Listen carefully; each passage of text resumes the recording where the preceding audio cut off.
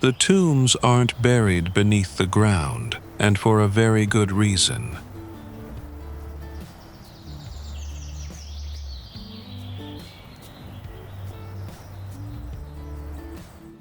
During heavy rains and floods, the rising water table can force coffins back to the surface.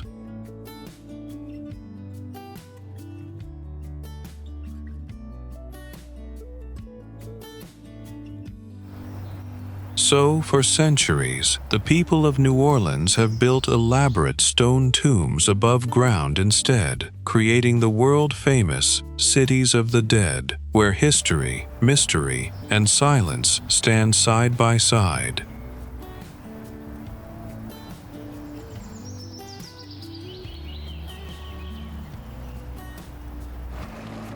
But the secrets of Louisiana don't end there.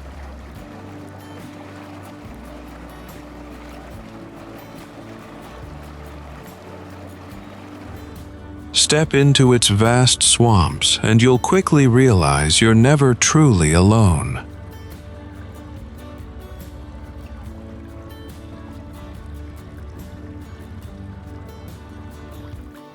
Hidden among the reeds and beneath the still, dark water, alligators wait almost invisibly.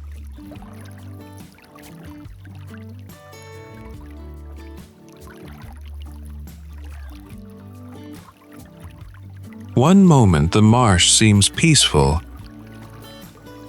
The next, a pair of eyes breaks the surface.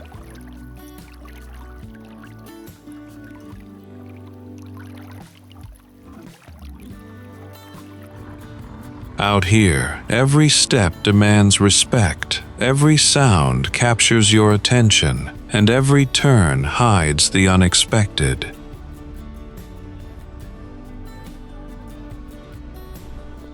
Now, are you ready?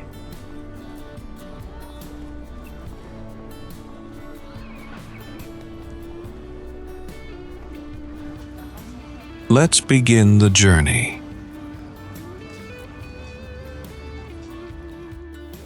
The sun drops low over Lake Martin, and for a moment, the whole swamp turns gold.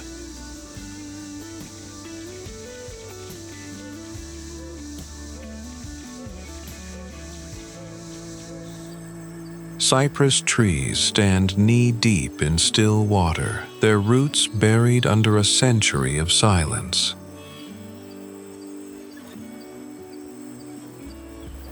Spanish moss hangs from every branch, soft and gray, moving only when the air does.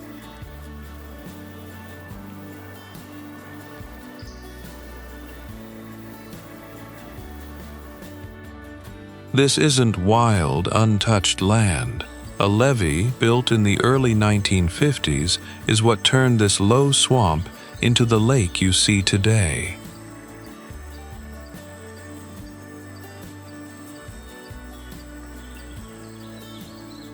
Beneath the surface, that history barely shows.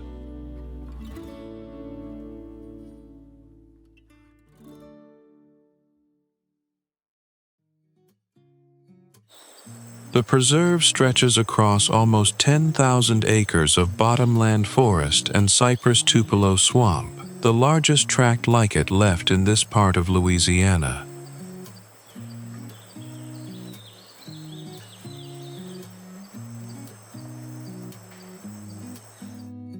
Watch long enough and the trees start moving. A great blue heron lifts off, wings slow and heavy, then settles again on a cypress trunk.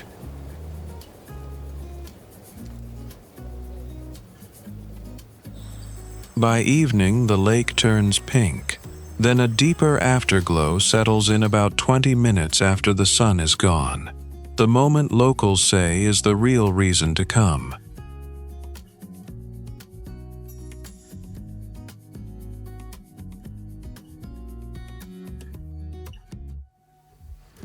Before we head to the next spot, here's a fun question.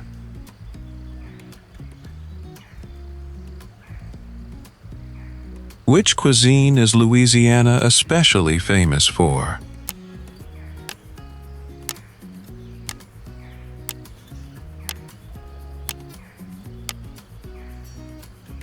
Comment your answer.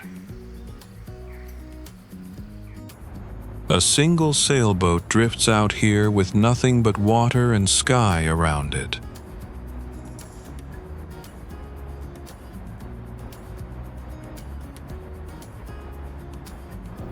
It's easy to forget this is a lake at all. Pontchartrain stretches nearly 630 square miles, wide enough that the far shore disappears.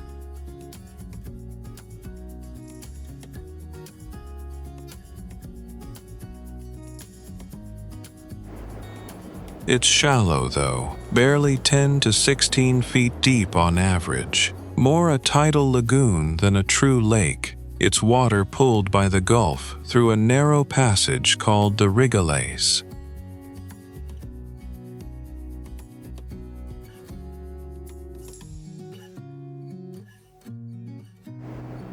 Cross it by bridge and the scale gets stranger.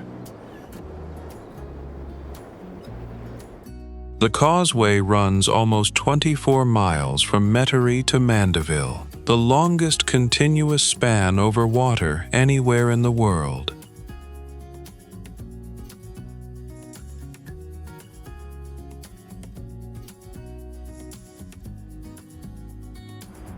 For about 5 miles in the middle, there's no land in any direction, just the road and the water underneath it.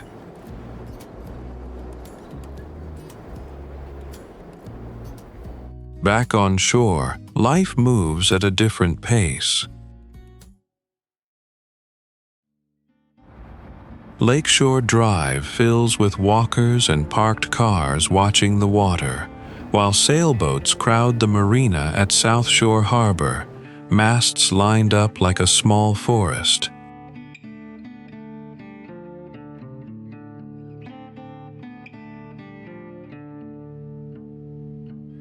Out past the breakwater, dozens more race across the open lake, sails catching the last orange light.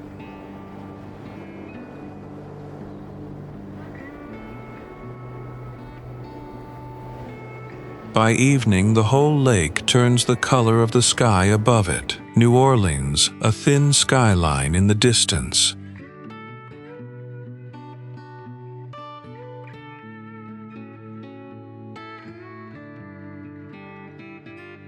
Don't forget to subscribe to the channel so you don't miss any of our interesting videos.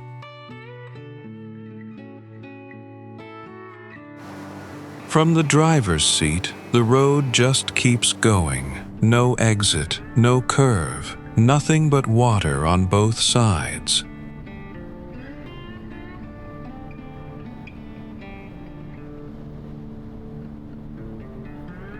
Above it, the two bridges run dead straight, side by side, until they narrow into a single point on the horizon.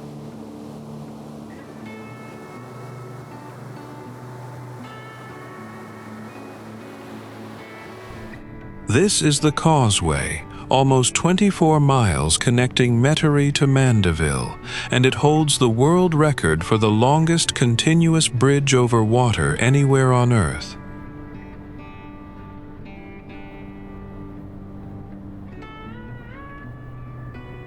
For nearly 5 miles near the middle, there's no land in sight at all, just road, sky, and the lake underneath, which is barely 10 to 16 feet deep, despite how far it stretches.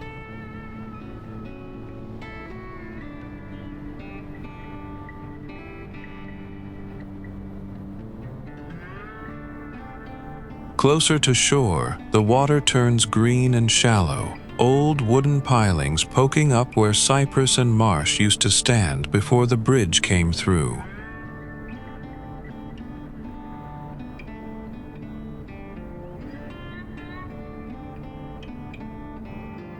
The first span opened in 1956, built in just over a year using precast concrete pieces made on an assembly line, a first for bridge construction at the time.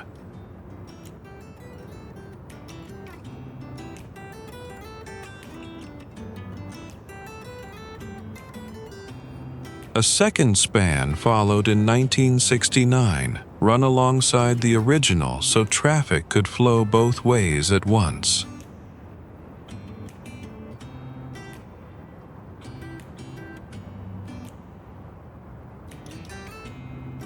Katrina's storm surge in 2005 damaged 38 of its spans, and crews had it running again within weeks.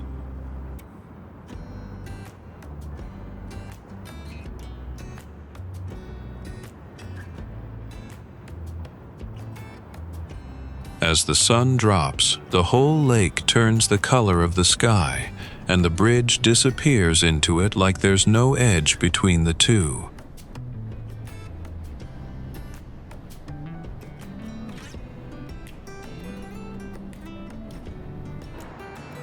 Trucks and cars keep moving through that light, small against all that open water.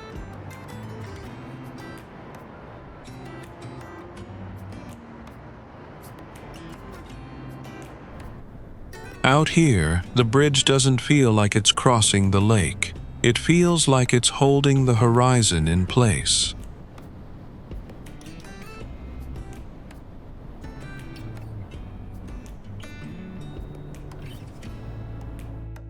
We worked really hard to make these videos, and of course, your support is a huge motivation.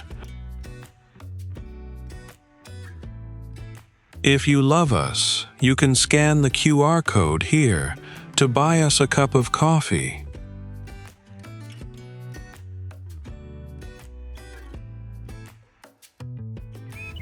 Out past the lighthouse, a scatter of sailboats drifts across Lake Pontchartrain like they've got nowhere to be.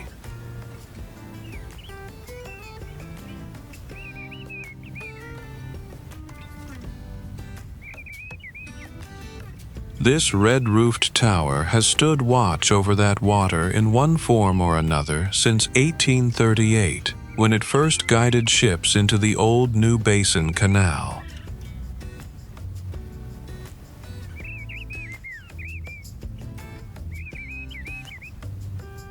That canal is mostly gone now, filled in decades ago, but a half-mile of it survives right here as the marina you see behind it. Boats lined up bow to stern.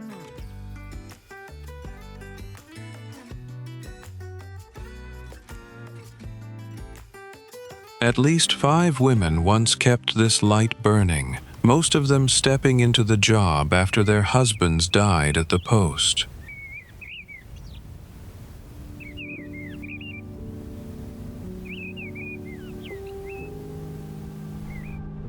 Hurricane Katrina tore the lighthouse apart in 2005, and what stands today was rebuilt from the wreckage, reopened in 2013.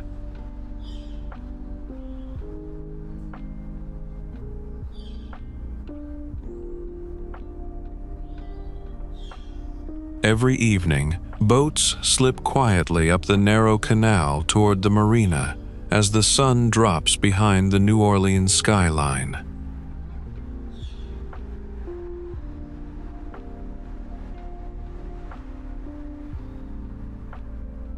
The light still comes on every night, same as it always has. From above, Grand Isle looks like a thin ribbon of sand holding its ground against the Gulf.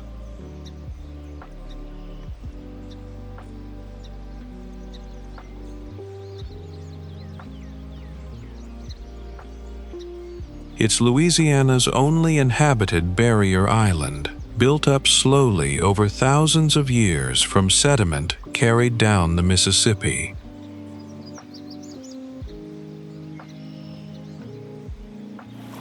Docks stretch out into the marsh behind it, reaching for open water through grass and shallow green channels.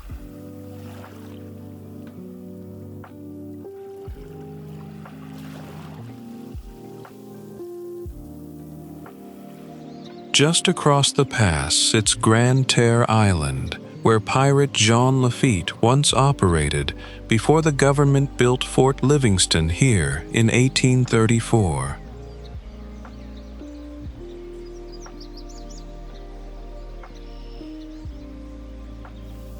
That fort was never finished and never fired a shot. Today, it's just brick walls slowly losing ground to the same waves it was built to watch over.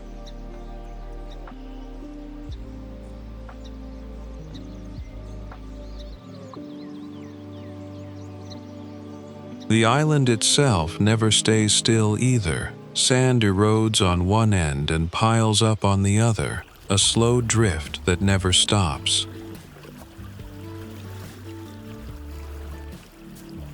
Rows of houses on stilts line the beach road anyway, facing the water they know won't hold still.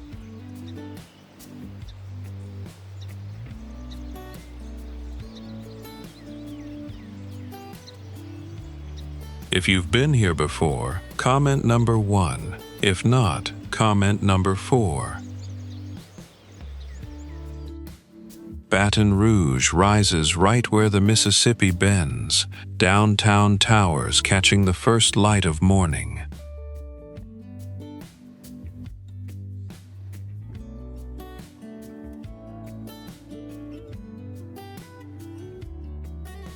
At the center of it all stands the Louisiana State Capitol, 450 feet tall, 34 floors, the tallest state capitol in the country.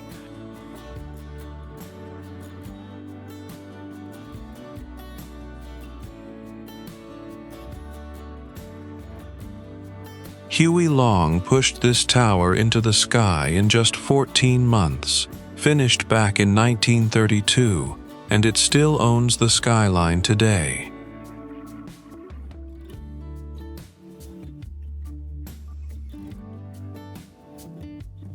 Down at the river's edge sits the old state capitol, a Gothic castle facing the water, looking like it belongs to a different era entirely.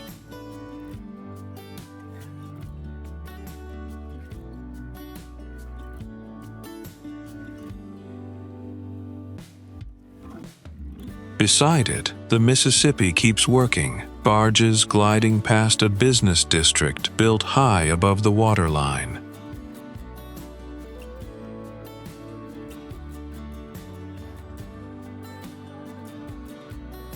Docked along that same riverbank is the USS Kidd, a World War II destroyer that's called Baton Rouge home since 1982.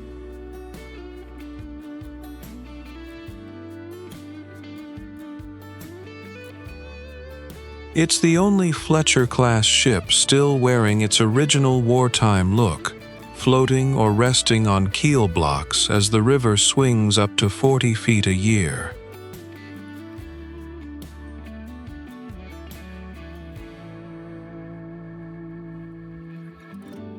A retired Navy jet stands frozen mid-flight on a pedestal nearby, flags snapping above the river center.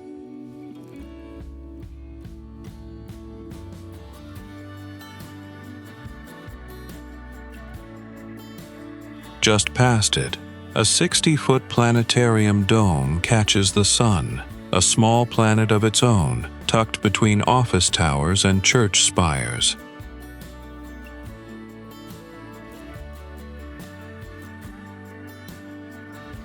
Out here, the light goes first. The sun drops behind the marsh grass, and the whole bayou turns the color of a bruise, soft and quiet.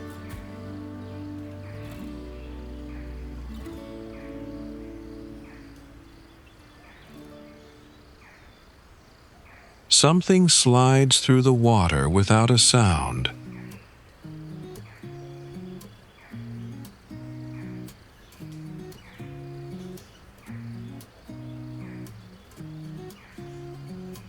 That's an alligator, not a log. This is its water, not ours.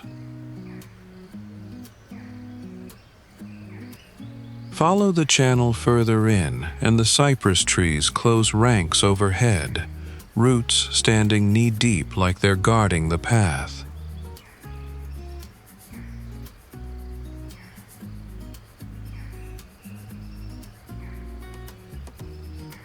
People built their camps up on stilts out here for a reason. Storms come through, water rises, and the ground underneath can't always be trusted.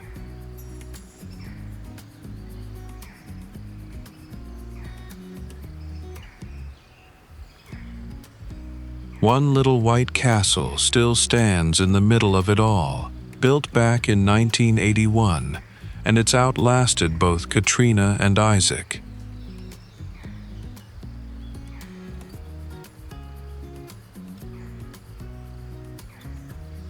Every day, boats push out from docks like these to work the brackish water. Louisiana has led the country in shrimp landings every year since 2000.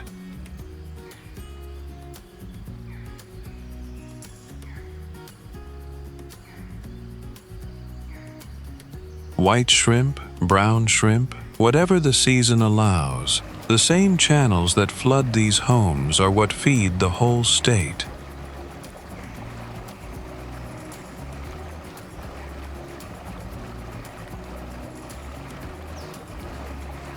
Roads get built on causeways because there's nowhere else to put them. Half the land out here is really just water pretending to be solid.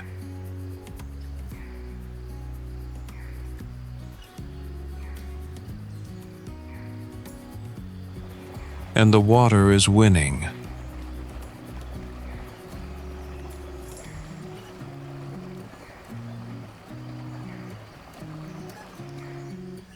At today's pace, Louisiana loses a football field of coastal wetland roughly every hour and 40 minutes.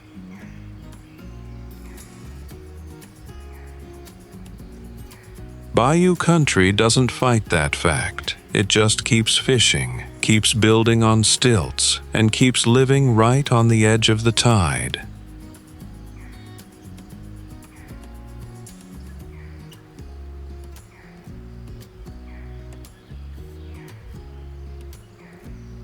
Which region are you curious about?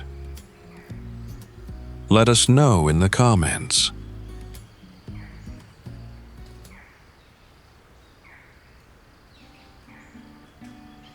We'll see you there in the next video.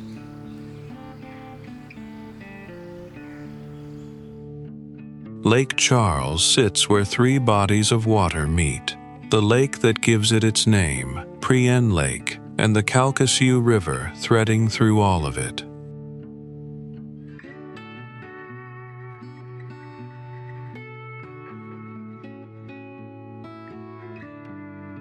From above, the city reads like water first, buildings second, office towers and a convention center pressed right up against the shoreline. Follow the water south and the skyline changes completely.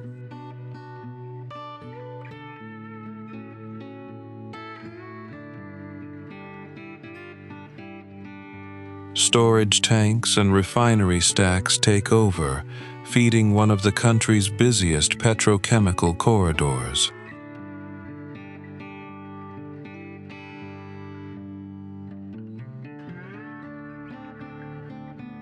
Citgo, Phillips 66, Westlake Chemical, Sasol. These plants line the Calcasieu Ship Channel and keep the whole region's economy running.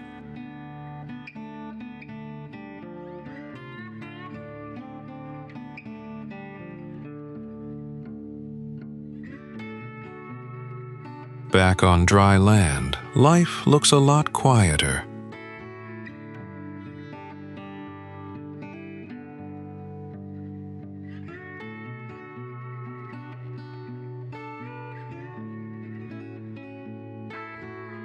Quiet neighborhoods, backyard pools, streets shaded by full-grown oaks.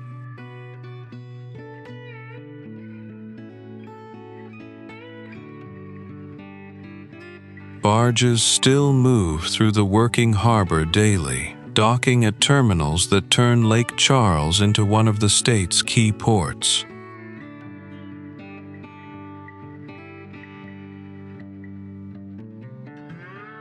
Out on the water's edge, L'Auberge Casino Resort curves along the shoreline. the city's second-largest employer, with 2,400 people on staff.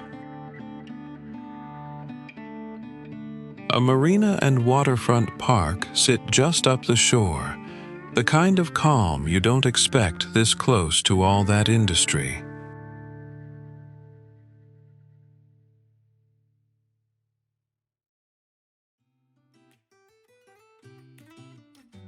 Spanning the river is the old Calcasieu River Railroad Bridge, 74 years old now, with a replacement already approved for 2028.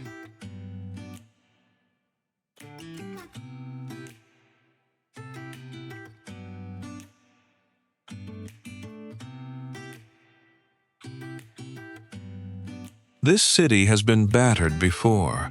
Hurricane Laura hit with gusts over 137 miles an hour in 2020, and every time, Lake Charles has rebuilt right where the water meets the land. Fort Pike sits right where the Rigolette's narrows, the passage the U.S. Army needed to guard after the War of 1812.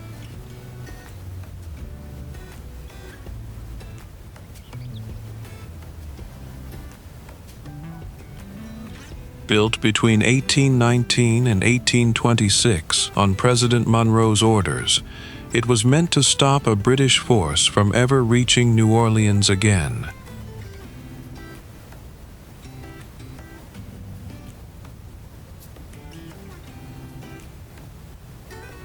Walk the Sallyport Bridge into the brick walls and you're stepping into the same entrance soldiers crossed 2 centuries ago.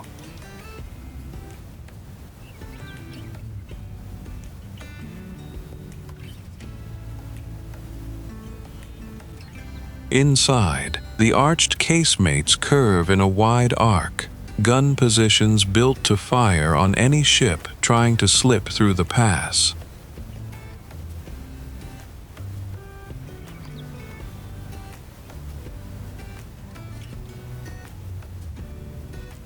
Not one of those guns was ever fired in battle.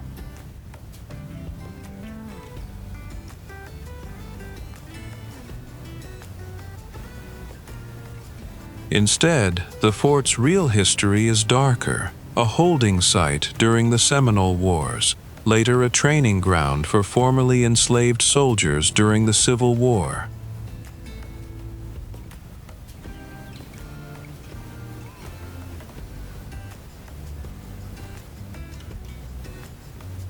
From above, the Pentagon shape is unmistakable, its double moat still tracing the outline against the marsh and open water.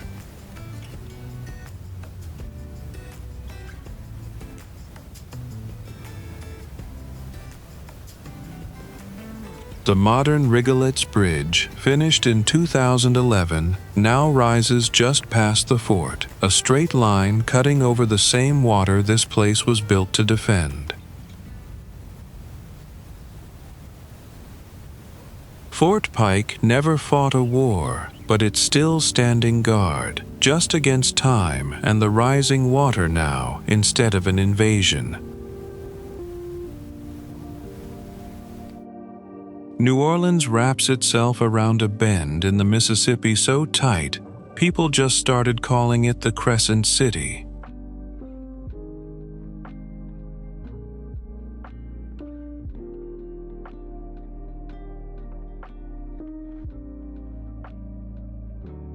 That same curve gave the Crescent City connection its name, twin cantilever bridges. The first opened in 1958, the second following almost 30 years later in 1988.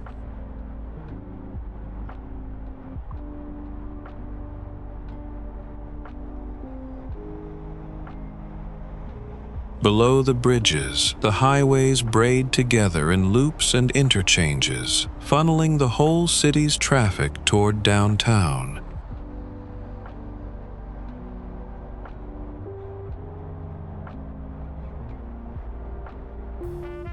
Street art carries its own history here too. murals of jazz musicians rising taller than the buildings themselves, a nod to the sound this city exports to the world. Down at the water, the steamboat Natchez still churns past the skyline, one of the last real paddle-wheelers doing what riverboats have done here for 2 centuries.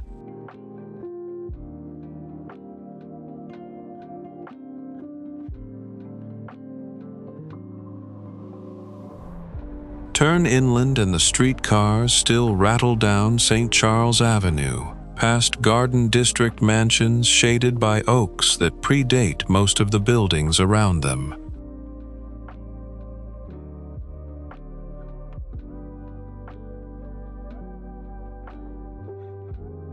The French Quarter glows differently at every hour, quiet under a pink dawn, then loud and lit up again once Bourbon Street wakes up at night.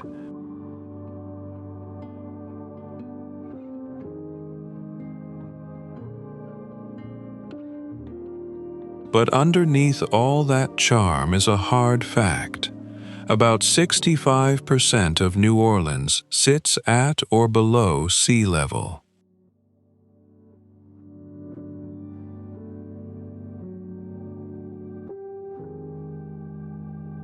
There's no natural way for the rain to drain out, so a network of levees, canals, and pump stations does the work instead, every single day, not just during hurricanes.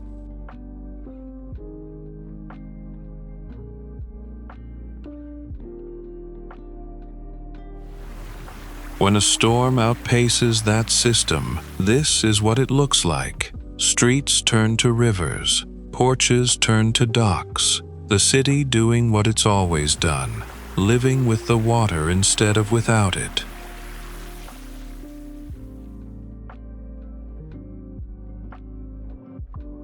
The content of this video is compiled from various sources. Please leave a comment below if you find any inaccuracies.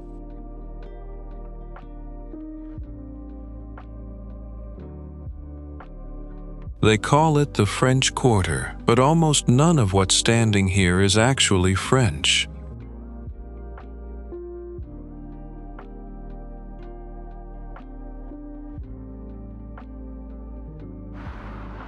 Two fires, one in 1788, another in 1794, burned through the original wooden city and left almost nothing behind.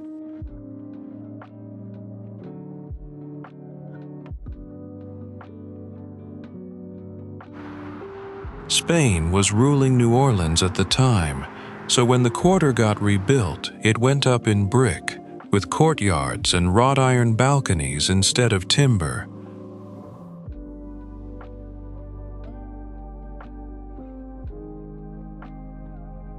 That's the real story behind every one of these ironwork railings. A Spanish fingerprint on a neighborhood that kept its French name anyway.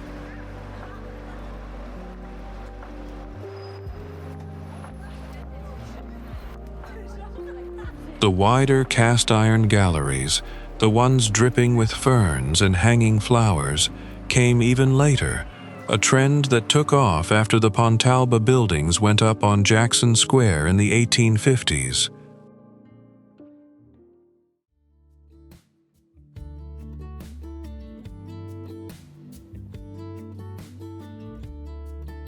From above, the grid still runs true to its 18th century layout, narrow blocks stacking straight back from the river toward the modern skyline behind them.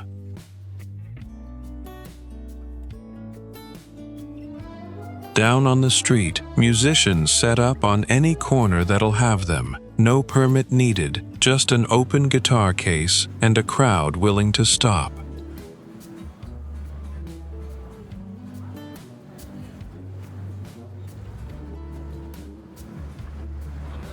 By evening, Bourbon Street lights up block by block, neon replacing daylight as the crowd thickens and the noise rises. There's a quieter reason this neighborhood has survived so much, though. The quarter sits about 5 feet above sea level, some of the highest ground in the city.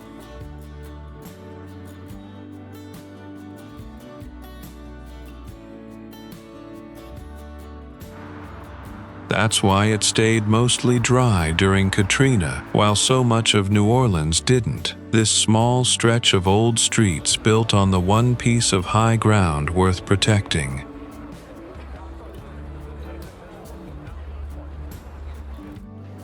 By afternoon, Bourbon Street already looks like it's throwing a parade.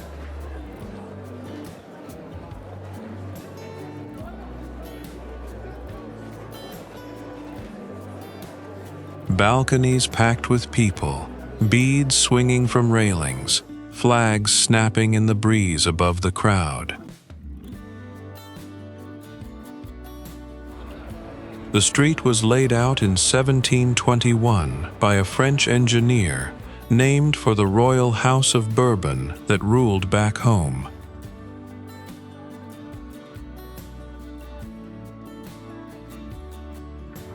But almost nothing you're looking at is actually French.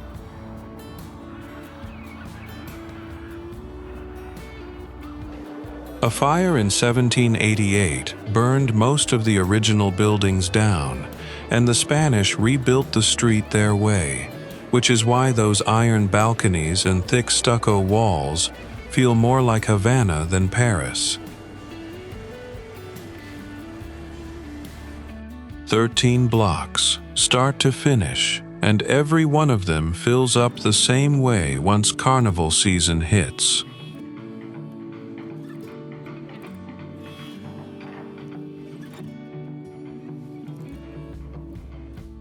At night, the street changes color completely, neon replacing daylight, signs promising the most powerful drink in town.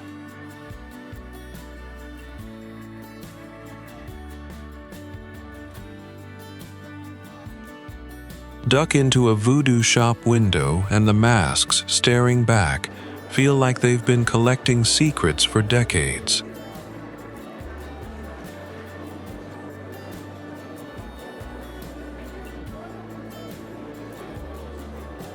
Rain empties the street for a moment, streetlights bouncing off wet brick before the crowd rolls back in.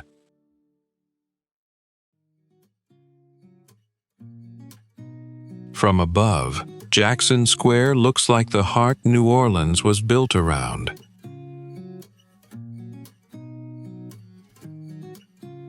Three spires rise straight out of the trees, the cathedral facing the river the same way it always has.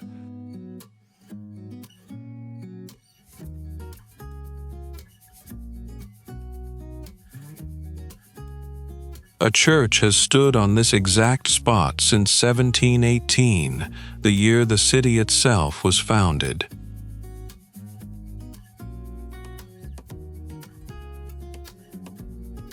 This version, the one you're seeing now, was finished in 1850 after fire took the one before it.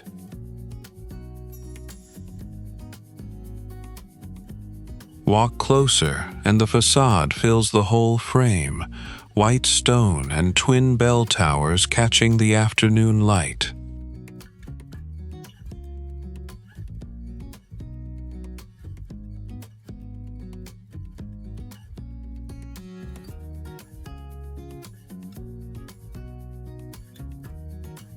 On either side sit the Cabildo and the Presbytere, once the seats of colonial government, now framing the cathedral like matching bookends.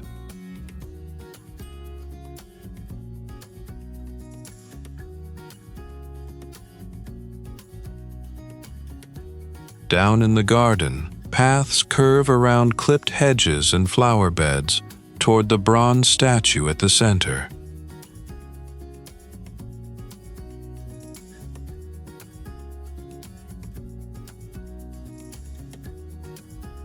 That's Andrew Jackson on horseback, honoring his victory at the Battle of New Orleans in 1815.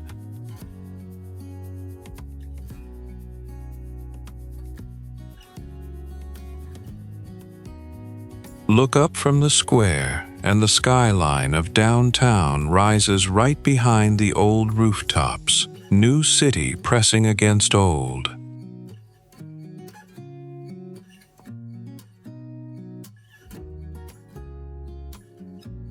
Follow the river out past the buildings, and it stretches wide and brown toward the bridge in the distance.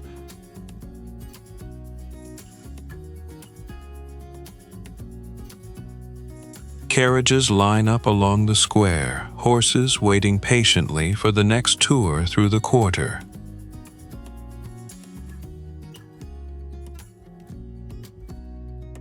From above, Metairie Cemetery looks less like a graveyard and more like a marble city, laid out in tidy rows that stretch toward the horizon.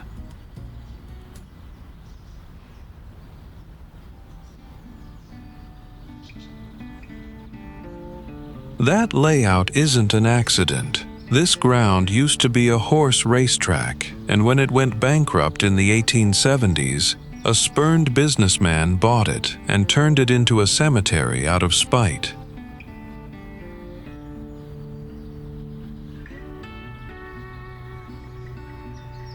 You can still trace the old racetrack's oval in the roads winding through the grounds today.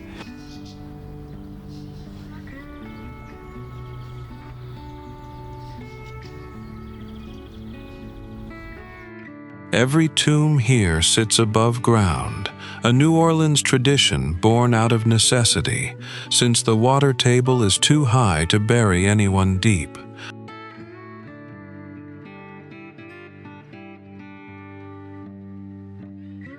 Wander the rows, and the variety is staggering.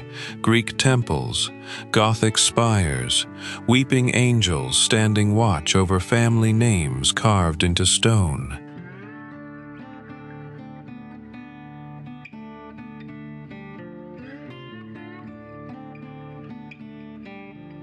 Some of these mausoleums belong to governors, mayors, and Confederate generals who once shaped the city below.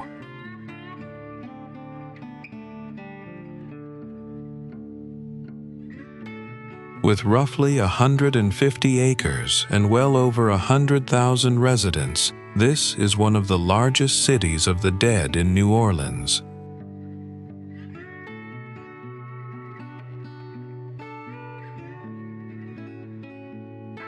Under gray Louisiana skies, with the skyline rising faintly in the distance, Metairie Cemetery feels like history standing perfectly still. Step under these oaks, and Audubon Park feels older than the city around it.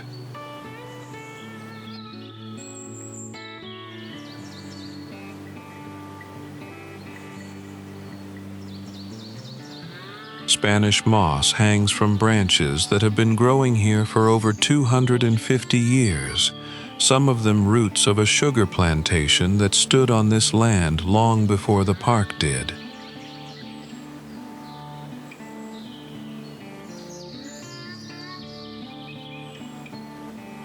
The city bought the property in 1871 and 15 years later renamed it for John James Audubon, the naturalist who once called New Orleans home.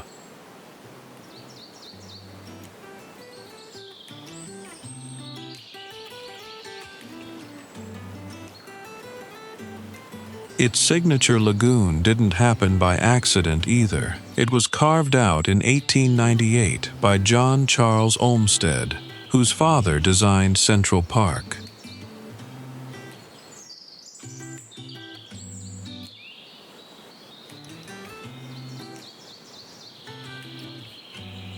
That lagoon now draws hundreds of ducks and wading birds, gathering along the water's edge in numbers that make the whole surface ripple.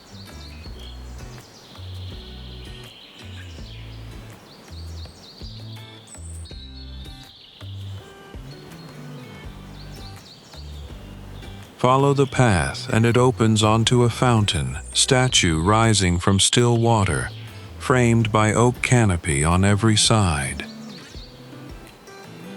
On the park's northern half, that same Olmsted design shaped the flat ground into a rolling golf course, still in use today.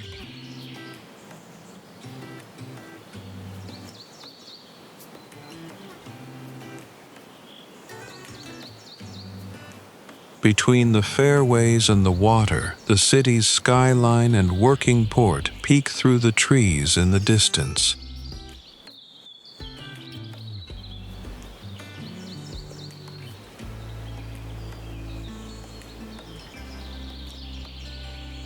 Runners and cyclists loop the old carriage road that once let horse-drawn buggies circle the grounds.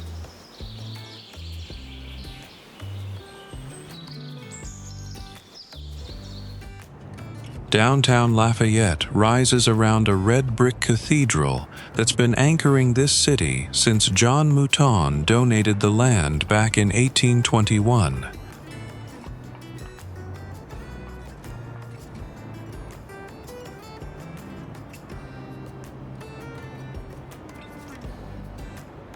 The building you see today is the third to stand on that same spot, finished in 1916, and elevated to cathedral status 2 years later.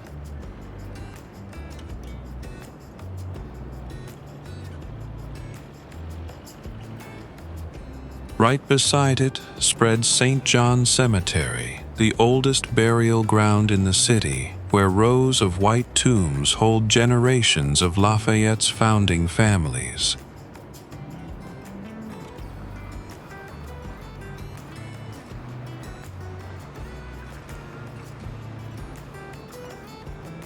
From the historic core to the bright downtown Lafayette sign welcoming visitors in, this is a city that wears its Cajun roots in plain sight.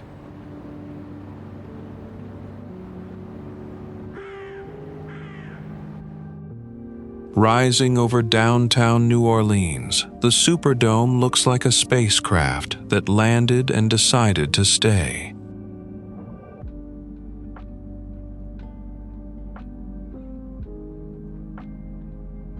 Since it opened in 1975, this has been home to the Saints, and at 680 feet across, it's still the largest fixed dome on Earth.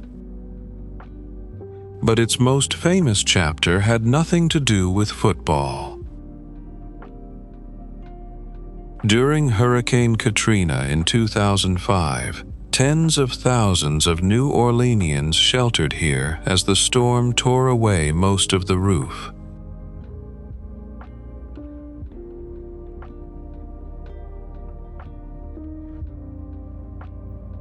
What followed was one of the fastest rebuilds in stadium history, and just over a year later the Saints returned for an emotional home opener the whole city needed.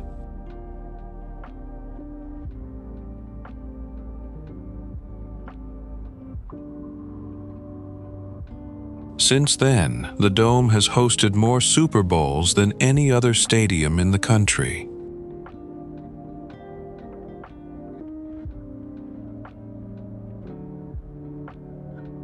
It's lit up at sunset or towering over rush hour traffic. The Superdome stands as New Orleans' clearest symbol of coming back. Two steel giants stretch across the Mississippi here, carrying New Orleans traffic between its east and west banks every single day.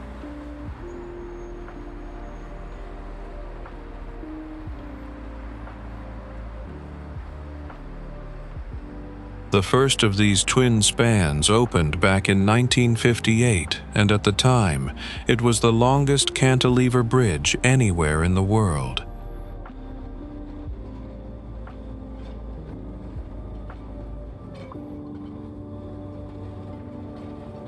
It was also the very first bridge to cross the river within the city of New Orleans itself.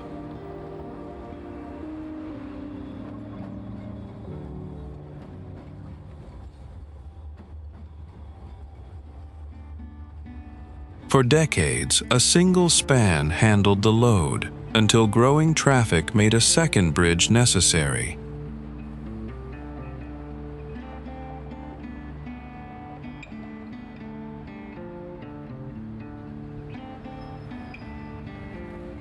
That second span finally opened in 1988, running parallel to the original and doubling the crossing's capacity overnight.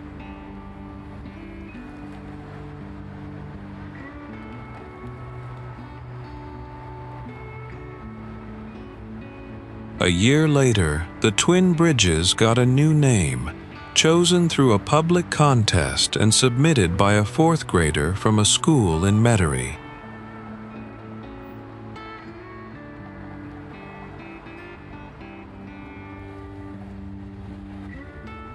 Today, they're tied as the fifth longest cantilever bridges on the planet, and they mark the farthest downstream crossing on the entire Mississippi River.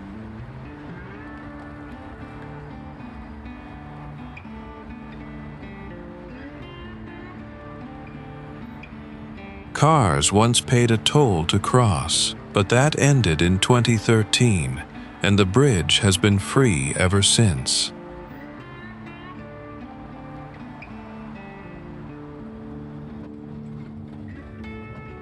Look closely at the steel trusswork and you can see why cantilever design was the engineering solution of choice for spanning such a wide, working river.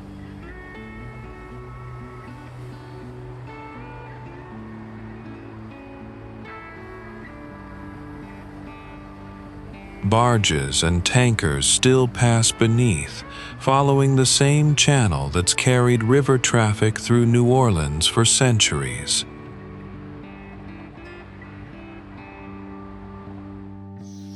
Stretching 140 miles across south-central Louisiana, the Atchafalaya Basin is the largest swampy wetland in the entire country.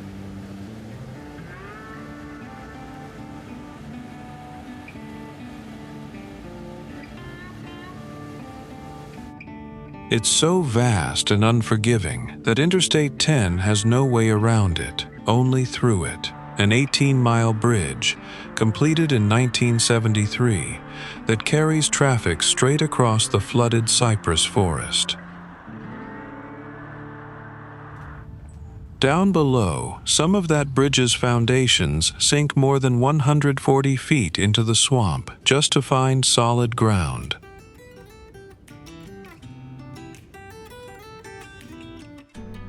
From its source at Lake Itasca in Minnesota, the Mississippi runs some 2,340 miles before it finally reaches salt water here in Louisiana.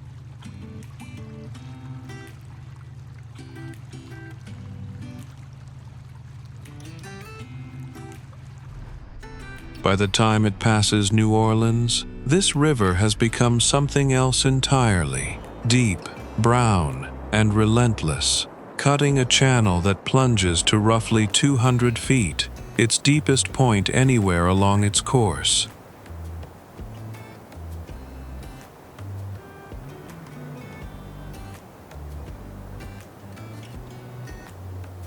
Refineries and industrial docks now line these banks, processing the oil and cargo that keep this stretch of river running around the clock.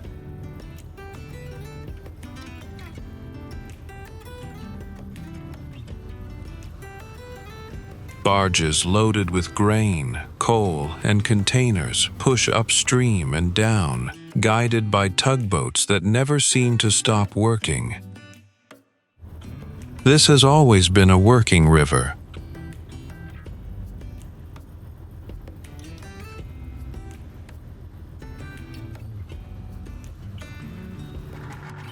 New Orleans itself was founded as a port along these banks back in 1717, when France still controlled the territory, and it grew into a gateway between the American interior and the rest of the world.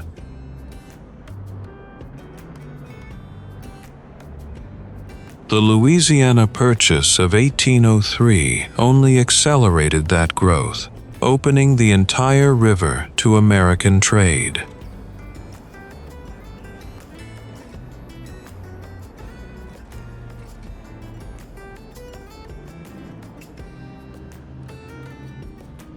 The first steamboat reached New Orleans in 1812, and paddle wheelers like the ones still cruising here today carried the sound of that era into the 20th century.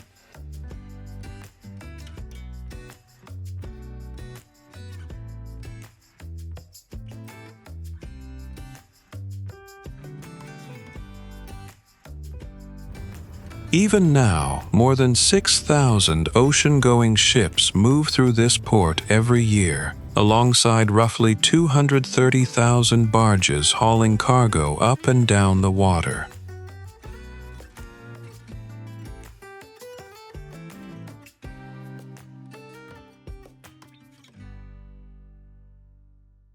All that traffic adds up to hundreds of millions of tons of goods passing through New Orleans annually, making this one of the busiest stretches of river anywhere on the continent.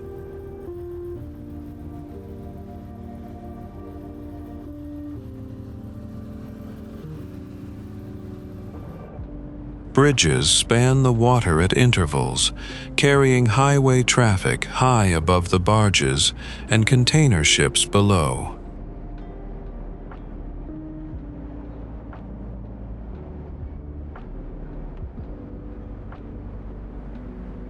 At sunset, the skyline catches the last light while the river keeps moving, unhurried, toward the Gulf.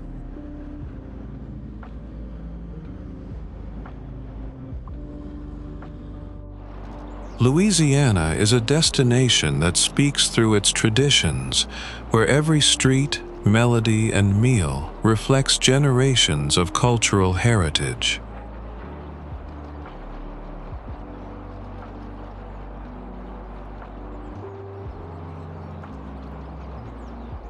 The state's unique blend of French, Spanish, African, and Creole influences creates an atmosphere unlike anywhere else in the United States.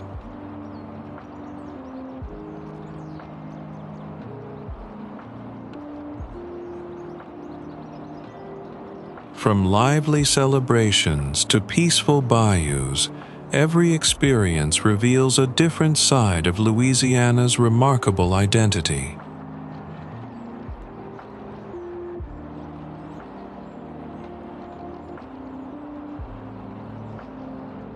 It is a place where history is not confined to museums, but lives on in everyday conversations, recipes, and music.